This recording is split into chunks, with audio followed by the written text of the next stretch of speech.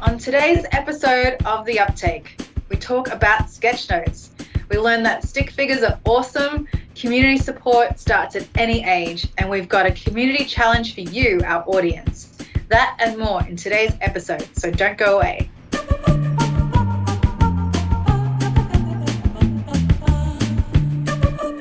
Welcome to The Uptake. This is a new show about all things tech and community. I'm your host, Anna Chu. I'll introduce you to people all over the world covering topics in the world of tech, as well as uncover personal journeys of professional learning, development, and community building. We're going to discover and figure out together the answer to the question, what is community? In my day job, my team runs the Microsoft Tech community. I lead all things community for events such as Microsoft Ignite and Microsoft Ignite the Tour. But I also want to help you connect with people in the community through this podcast. If you've ever helped someone with a question, learned something new, or shared something that you've discovered in tech, then guess what? You're actually part of a community. My hope is that through The Uptake, you will meet cool people in the community of tech and hear their stories, get inspired to be part of a vast and expanding community in your local area and beyond. So in this episode, I'm going to talk with Rebecca Jackson and Louise Fraser. Rebecca is a digital workplace and visual communication practitioner, and Louise is a digital workplace consultant.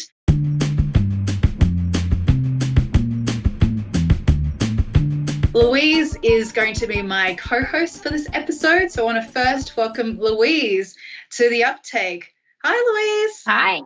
Hi, Anna. I'm so glad to be here. I'm so glad to have you here as well. I first met you at Microsoft Ignite in Orlando a couple of years ago, and that's how we kind of got you hired as the chief Sketchnote artist for Microsoft Ignite back in 2018. So can you just tell us how you even got discovered as a Sketchnote artist?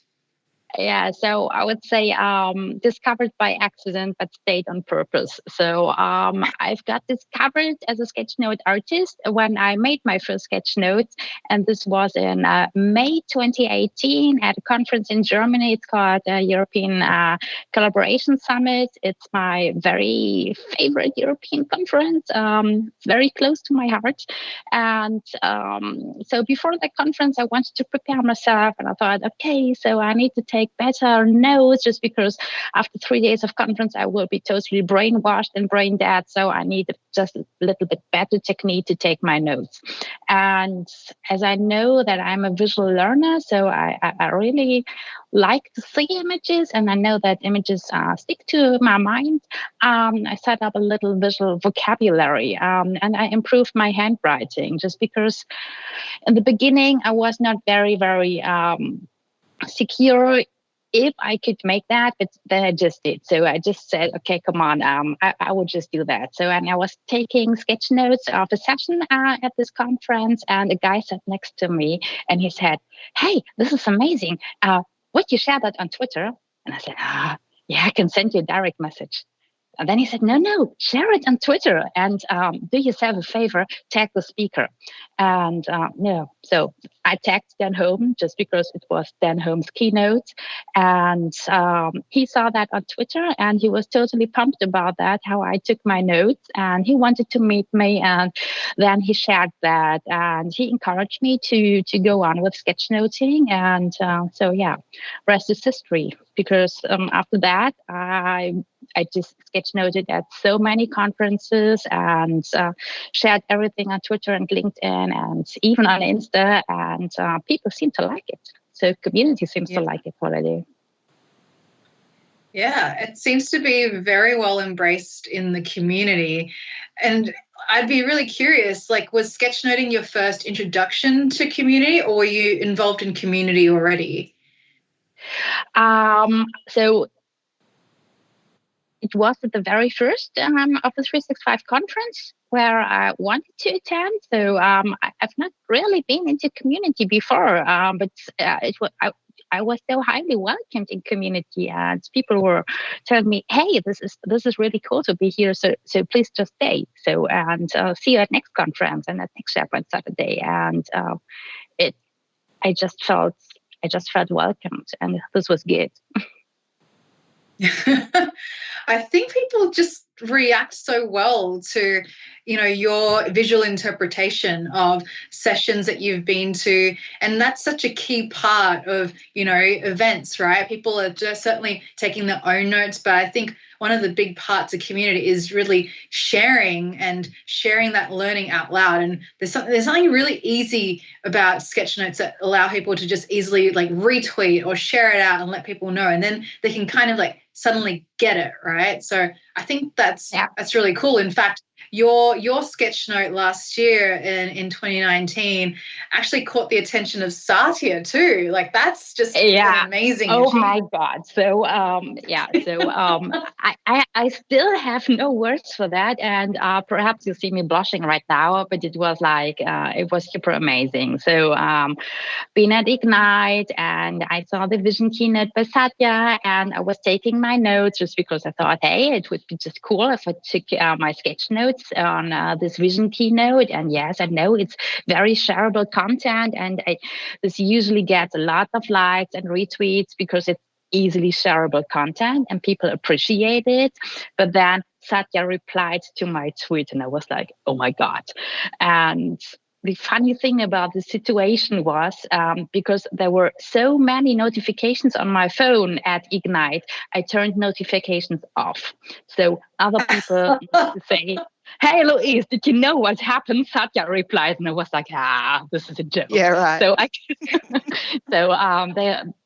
So they are just making fun out of me. And but then I realized, because I saw it, and I was like, oh, okay, so this is not really going to happen. So this is just a dream or something like that. Just because, he said it was great to have me as an MVP, and that this is very creative, and that I got everything right what he told in his vision keynote. So I had a good day. Yeah. It's on like I still remember the moment that I found you, and we both like screamed together because it was just such an awesome day for you. So honestly, that was so cool. And everyone was congratulating and saying, so, hey, Louise, good job. And everyone just felt happy for me. And this feels so special to me. So there's no one just like, ooh, why does she get attention? It's not me, or something like that. Everyone is just like happy if someone is making progress, and everyone is just in love with this approach of sharing is caring. And I love it as well. So good to see all our community support. It's so funny because once I met you, Louise, and I got introduced to this whole other community of Sketchnote artists, and I learned about Rebecca's work too. Rebecca Jackson, she is also an MVP as part of that community, and she's our guest today as part of the sketchnoting episode of the Uptake. So Rebecca, why don't you do a little bit of an introduction to yourself so people can find out about your journey to become a Sketchnote artist? Well, thank you for having me. I'm really excited to be here with you guys. I've been sketchnoting, let's say I've been a sketcher all my life. I've always drawn and loved to doodle and things like that. But my sketchnoting journey specifically started maybe 7 years ago now. I participated in a UX class about using drawing for user experience design. So things like storyboarding and affinity mapping and those types of things. And part of that was a really small section on sketchnoting. And I'd never heard of it before, but I was like, here is a process that has a name for what I was doing in school and getting in trouble for. Like in school, you draw in your books and you get told off by the teachers. I was that kid. And so I just immediately connected with this process and started practicing in my own time. Like Louise, I went to an event, a local TEDx event, TEDx Melbourne, and I sat at the back and I was hiding. I was really nervous about it. And I did tweet them out, and the team really loved them and they were sharing them, and I was just like, wow, this is an amazing way to connect with people, to do something that I love. And like Louise was saying, instead of taking heaps and heaps of written notes or typing notes, it's much more engaging. It helps with your memory, and since then I sketchnote heaps of events. I've done training sessions, spoken about sketchnoting, and the joy that I get from drawing and connecting with people comes so much from that one moment in a class where I was like, wow, there's this thing called sketchnoting. That's truly impressive. So Rebecca was drawing before, and she got into trouble for that. And I realized this happens to my kids as well. So when they're just like dreaming and drawing, and while they are doing this, they are listening, but they get into trouble for that. And Rebecca experienced the same. So and this is so different from my experiences, because I never drew, because I was told, hey, Louise, you don't have any talent to draw, so please don't even try, just leave it. And I was totally disencouraged by that. And I just tweaked that and said, okay, I'm not creating arts. It's just information. So it's just another way to given information from point A to point B, and I need to draw just because typing on a keyboard doesn't connect to my mind. So I need this this movement with my hands, and I need to feel that I'm creating something. So that there wasn't something before, and it's not listening and drawing. It's more like listening by drawing. So the drawing makes it easier for me to process the information in my mind. So because so many people say to me, hey, Louise, I couldn't do this at the same time, just like listening to a speaker and taking my notes. And I always say, yeah, but I listen by drawing that. So I can be very, very in my flow of being super relaxed but highly focused, and drawing makes this happen for me. And I think that that Rebecca experiences the same, even if she was drawing before that. So because absolutely, I think everybody's experienced in their life being told that their drawing is not good enough, and often that happens, I think at some point in primary school or whatever I don't know what international equivalents are, but when you're younger than say 11 years old, someone will tell you your drawing is terrible, and put it out there. I was an art student, and I do like to practice really detailed drawings and sketches, but sketchnoting is completely different for me. It's not about having a finished piece of art, and I think removing yourself from that idea and just connecting to the content and doing something for the process of it is so important. And you will know, Louise, studies have shown that the connection between the hand and the brain helps people to remember, and it doesn't even need to be a drawing of something, even just doodling, which I was a big doodler in the margins, like patterns and stuff. Even if you're doing that while listening, you can get a better memory retention and better connection to the content. Because for me, doing that is actually concentrating. Sitting and watching someone and just trying to listen, my mind will actually wander. Whereas if I have my hand and I'm connecting to the speaker or the content in that way, I'm more able to concentrate. Yeah, absolutely. I so agree. So in my experience, when we tell people, hey, you're not good enough to do whatever it is, it will just disencourage them. And I think we need to be more like humans, telling others, hey, perhaps you're not perfect, but if you practice, you will get better at that. And this does not only apply to making sketch notes or doing sketch notes or making art. It also applies to singing or coding or being a better consultant. So whatever you practice, you will become better at that. And Absolutely. if you learn that learning is the key, not knowing is the key.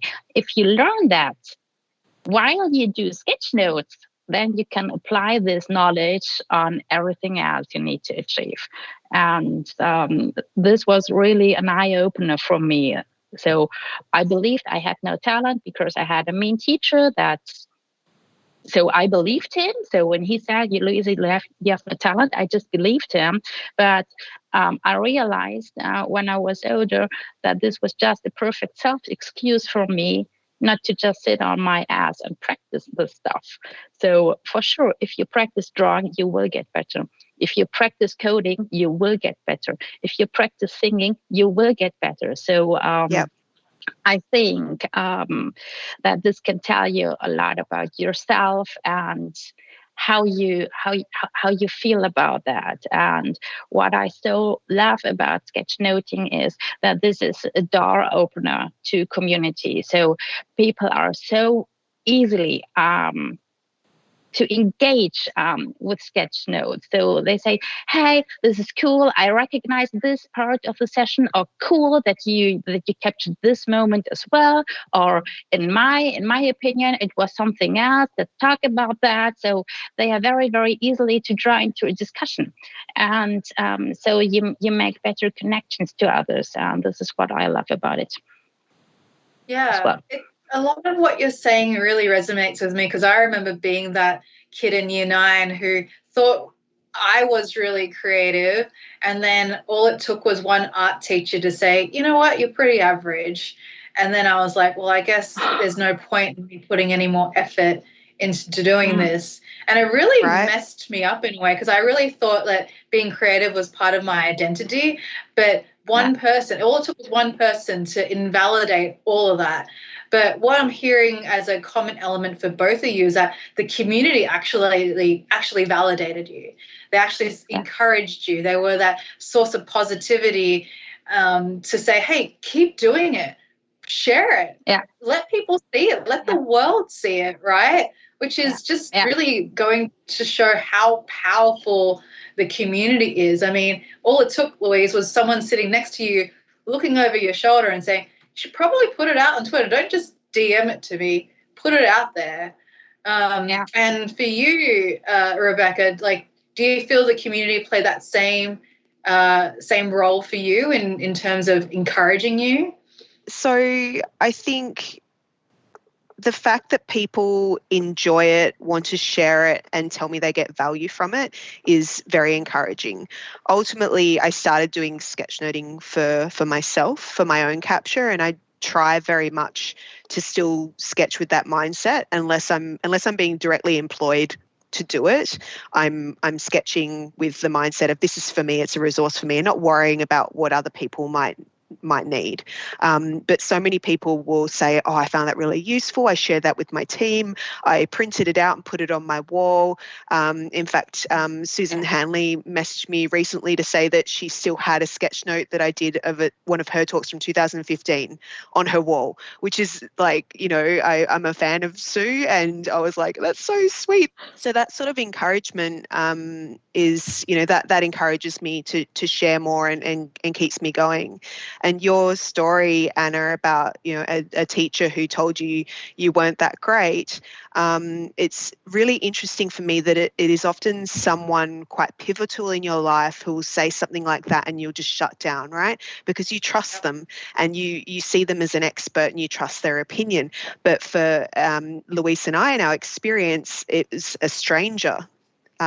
Someone we didn't know well, a community that we weren't that connected with, who suddenly goes, hey, that's awesome and I really like it. It's so funny how people we trust can be the ones that break us down, but a group of strangers soon to become friends can be the ones to lift you up. Yeah. That is so profound. I think that's very, very, very true, and it really resonates with my feelings as well. Just because, at first community, this was strangers, And then I realized these are supporters, and they will always be there and help me. And I asked for help so many times in the last couple of years, and nobody said, "Hey, Louise, you can't just ask me that." So everyone helped me, and I always try to help as well. And I think, yeah. So you said it best, and community is the family you choose, and so we chose right. So we did a very, very good choice in this community. Yeah, we've got some good ones in the community. It also spoke to me because it just shows how little effort it requires to actually lift someone up, as well as how little effort it requires to pull someone down too. So if people are out there in the community thinking, well, how can I contribute? Literally just sharing something that someone in the community created, or commenting something positive in response, can do so much to make someone's day, especially right now when we're all sort of in a self-quarantined world and we have to physically be distant from our friends and family. It's really quite tough to find some hope and even sources of inspiration. But there's a lot out there. Someone these days reached out to me and said, "Hey, Louise, I just wanted to tell you I'm at home, I'm safe. I missed the conferences, and because I missed the conferences so much, I was going over your old sketch notes on Twitter, and then I felt this community again. It felt like a little bit beyond conference, and this was so heartbreaking, and I was so touched about that. So so they were damn little discussing onions. So I literally had tears in my eyes because it was so." Yeah, let's talk a little bit about that, because I think we're all very impacted by what's happening out there in the world, and it's affecting our community because many of us go to events that are all around tech. Rebecca, have you found that there are some events or local meetups that are no longer being held in person anymore in Melbourne specifically? Thinking off the top of my head, all of the meetups that I follow and attend seem to have made a digital adjustment quite quickly. I think that is because of the type of events that I tend to go to. So it's Microsoft-related events and product management events, user experience design, and these are all people who tend to be very tech-oriented. So I feel like the switch to going to an online event is really easy for those groups, and a lot of them were set up for it already. What I wonder is what other user groups are out there that haven't been able to make the switch so quickly because they don't have those skills. And what I hope is that they're able to find content that our community is creating to be able to enable them to do that. What about you, Louise? You mentioned that there are some European conferences that are really near and dear to your heart. Are they also affected over there? Yeah, so conference after conference is saying, so, hey, we can't do this in person. We will set up a virtual event for you at the same day, but we all know that we are kind of addicted to the hacks and meeting the people exactly face to face. So it's not really the same, but it's better than just doing nothing at all. I really appreciate that they do that. I offer help when it comes to, hey, what shall we use, or how can we make that, or how can we make it accessible for everyone whenever my help is needed. But as Rebecca said, so I'm working in Office 365 and Power Platform. So this means that the events I'm interested in, the people already have appropriate skills and are very tech savvy. So that most of the time it's not a real hassle to do that. I think the biggest shift is not so much in small community and user groups, but it's the larger events. So we on the call know that Microsoft made the shift to make MVP Summit completely online, which was amazing. And I personally was still able to have work support me to attend that event fully and properly. So wow. I wasn't, for the most part, trying to juggle work. I was attending, which was amazing. But those larger events that are often they're a paid event because they cost money to run, I think will struggle to replicate the format. Having said that, though, what I look forward to is the innovation in that space, is seeing how bigger conferences are able to adapt. And Louise said accessibility before. We're making content more accessible by having it online. So through every challenge, there's a silver lining, right? We're going to see people innovate and do cool stuff, and things will be available in a different way. But, you know, in lieu of events and being physically closer to each other, I think, you know, we're all trying to find ways to skill up. And I think before we even join this podcast, we're talking a little bit about putting out a challenge to our listeners to do potentially their first sketch note ever. So, Rebecca, do you want to talk a little bit about the challenge we want to put out there? Yeah, what we thought would be great is if you could do a sketch note about a day or a week in your life right now. And a lot of people's lives have changed significantly recently. Almost everyone's lives have changed significantly. So use drawing and sketchnoting as a medium to put on paper or digitally, whatever is your medium of preference, whatever you're comfortable with, and show us, you know, what does your day or your week look like? Are you still going to work? Are you newly working from home? Are you already working from home, but now your wife and your kids are there? Everybody's situation is different, and just show people what your life looks like. Louise, did you want to add to that? So I think this is just a fantastic idea. First, you really connect with that, and I'm so curious about how differently those sketch notes could look like, and to compare that, not in terms of who did that better, but just it's just more cake to eat. And I would so love to see that, and I'm very, very curious, and I hope that we can publish that, so when people just reach out to us and say, hey, this is my sketch note of my working from home life right now, that we can share this to a broader audience. Yeah, so there's a hashtag that I commonly use, hashtag Sketchnotes. But what I think would be a great idea is Louise and I will pull together some resources for Anna to share when the podcast goes out, so that people who haven't done it before have got some reference points, so they don't feel too nervous about just jumping in there, just everyone have a go. And it's beautiful, Louise, when you see the same concept from so many different people, get all these different perspectives and different styles, different tools. It's a wonderful thing. Yeah. Just goes to show there's no one right answer, right? Like everyone's interpretation is valid. Everyone has different perspectives, and they only just make that whole tapestry work together. It's actually really interesting to see it from someone else's eyes than from what your own interpretation was. So the challenge is being put out there.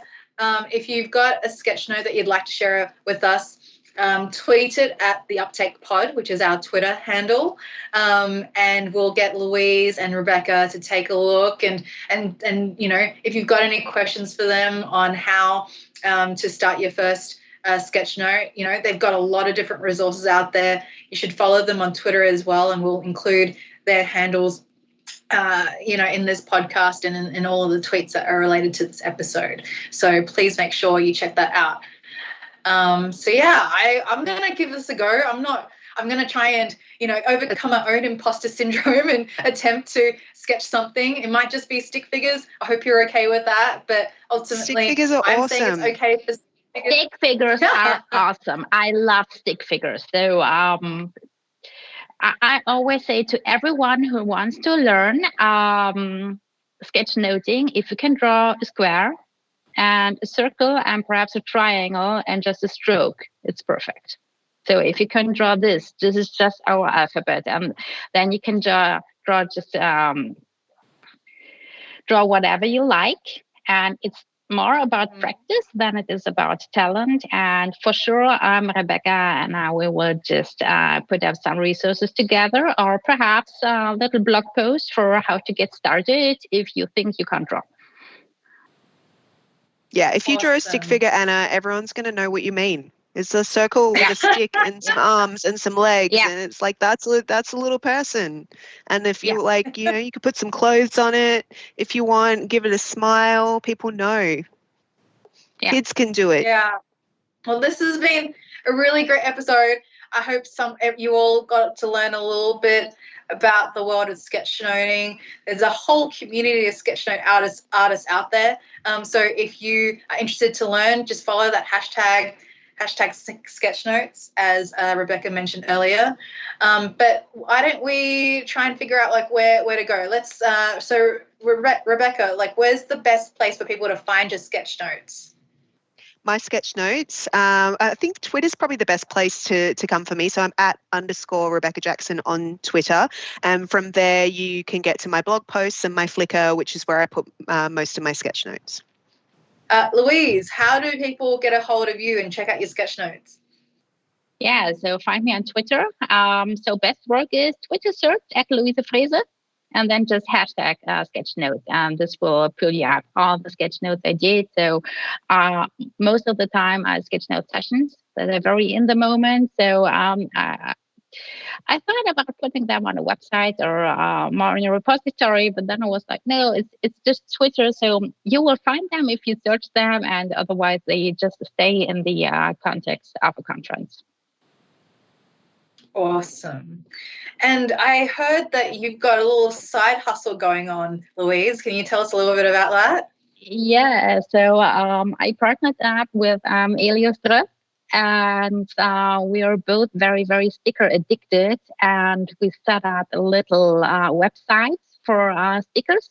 It's called Pimp Your Own Device, so .com. We will launch it most probably tomorrow, which is a funny coincidence. And I drew a lot of stickers already, and I'm always pleased to see all the stickers on laptops. Even if I don't know the people, I know the stickers. This is making a connection to community as well. And so this is my new side hustle together with Elio, and I'm very excited to announce this year. I'm really excited about that. I'm a huge sticker nerd, and I love your stickers, both of your stickers. Oh, thank you. And I've already got some in the mail, hopefully coming from Elio. But yeah, like all of my devices and all of my Sketchnote books, actually, when I do use paper, all covered in stickers. So bring it on, more stickers. Oh, cool. So and we were talking about a cool name, and everyone is just like, bring your own device. And we said, okay, so pimpyourowndevice.com, and this could be just like, for us nerds. And I'm very, very happy, and I'm looking forward to all the stickers on laptops and notebooks. Yeah. We've all have to like pimp our own device, whether it's your phone, your laptop. We all need to give our devices some personality, since they're going to be doing so much work for us while we're working remotely. But when the moment comes when we can actually go back out into coffee shops and work again, we'll have these amazingly decorated laptops to show off. So can't wait to check out the launch of your new side hustle. Thank you, Louise. Well, that pretty much brings us to a wrap today. Thank you so much, Rebecca, for being our guest for our sketchnoting episode, and my fellow co-host, Louise. I hope you all take on the challenge to do your sketchnote. Send us, to our Twitter handle @the Uptake Pod. That's the Twitter handle for this podcast. And send us a sketch note of what your work from home day or week looks like. I think this might be a really great way for us to all come together and see how our different schedules work, what doesn't, how do you stay sane? How do you keep your pet at bay? How do you keep your pet rabbit at bay? In the case of Rebecca, she's got a really cool pet rabbit called Frank that I can't wait to see. Oh, hi, Frank. How old is Frank? Franks. He's a geriatric rabbit. So we found him. So we think he's about 9 or 10 years old. So he's an old, very old bunny. He's an old man. He's got arthritis. Oh, So he's not as hoppity as he used to be. And he's always been very, fluffy. oh, he is. He needs a brushing. That's why I didn't want to pick him up before, because I'll be covered in fur now. So yeah, we'd love to see, you know, how your week or how your day looks from a work from home perspective, or if you don't work from home, even if you still happen to work right now, we'd love to see what that looks like for you. I highly encourage you all to visit the Microsoft Tech community to find any events that might be still going on around you in the world. As we mentioned earlier, many of them are starting to go digital as we are all combating the coronavirus today. So check them out. We're starting to see a lot of them crop up in the tech community, so please take a look. And while you're there, there's so many other resources for you as you're thinking about, you know, skilling up, such as the resources on Microsoft Learn. Our learning paths are all there. There are lots of blogs that you can follow. If you missed out on any recent events, we've got some really cool event recaps there too. So go to techcommunity.microsoft.com. If you join, I guarantee you'll meet some cool people and maybe get a couple of your questions answered. So take a look. If you'd like to reach out to us, cool people that you'd like us to interview as part of the Uptake, please follow me on Twitter at _HU and give me some tips there. If you subscribe to the show, there are many different ways to do that. You can find us on Apple Podcasts, Spotify, YouTube for the video content. So wherever you find your podcasts, you can follow us there. And if you enjoy the Uptake, please share it with your friends. It really means a lot to us. If you spread the word to your colleagues in your community, it really helps us all connect as humans, because we need it more than ever right now in this moment. So on behalf of the tech community, I'd like to thank you for spending some time with us today. I'm Anna Chu, and I will speak to you next time. Thanks so much.